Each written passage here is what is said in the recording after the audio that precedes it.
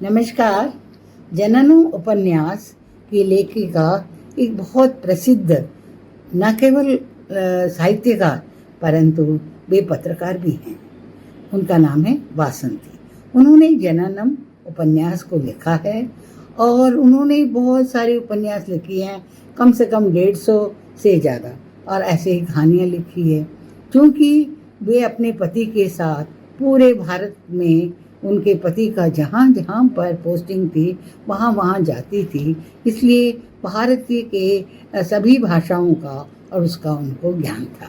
उनके जो उपन्यास है बहुत ही मार्मिक होते हैं, इसलिए पढ़ने का बहुत मन करता है। इनके उपन्यास कई भाषाओं में, न केवल भारतीय भाषाओं में, विदेशी भाषा जैसे चेक, जर्मन, अंग्रेजी, सभी भाषाओं में उनका अनुवाद हुआ है।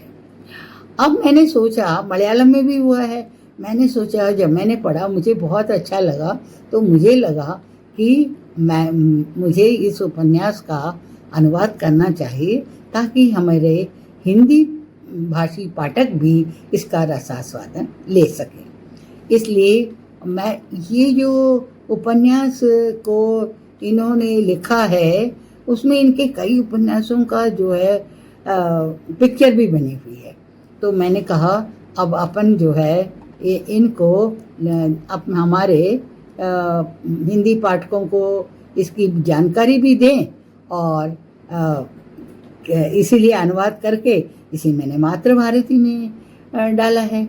और मैं सारांश में बताती हूँ कि ये क्या है, किस तरह की कहानी है। सामाजिक कहानी है ये।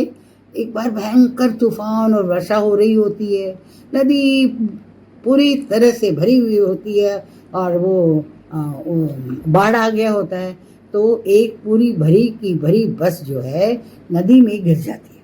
नदी में गिर के बहती भी चली जाती है, पता नहीं बहुत दूर तक बह के किसी गांव के तट पर जाके वो रुक जाती है, फंस के रुक जाती है। रुकने पर उसमें वहाँ पर जो मिले थे उसके अंदर थे सभी शव थे और कोई बचा ही नहीं था। परंतु उसके थोड़े दिन बाद, और उसके में तो उसका बोर्ड भी नहीं था ताकि मालूम कर सके ये कहाँ से आई है, ये भी नहीं मालूम कर सके। तो उसमें जो वो लगा, एक औरत 20-22 साल की लड़की होगी, वो किनारे में आके तट पर लगी। वो बेहोश हालत में थी। तो बेहोश थी तो उस गांव के एक बड़ा डॉक्टर था, जो युवा डॉक्टर, उसने जो वहाँ पर एक हॉस्पिटल अपना प्राइवेट खोल रखा था। तो उस हॉस्पिटल में उस लड़की का इलाज हुआ। इलाज होने पर लड़की बिल्कुल ठीक हो गई। ठीक तो हो गई, पर अब उसे अपने पूर्व जन्म का, जो कहाँ क्या है, कौन है, ये सब बिल्कुल भूल गई। कहाँ की है ये उसे बिल्कुल याद नहीं आया, और उसके लिए कुछ हो भी नहीं सकता था।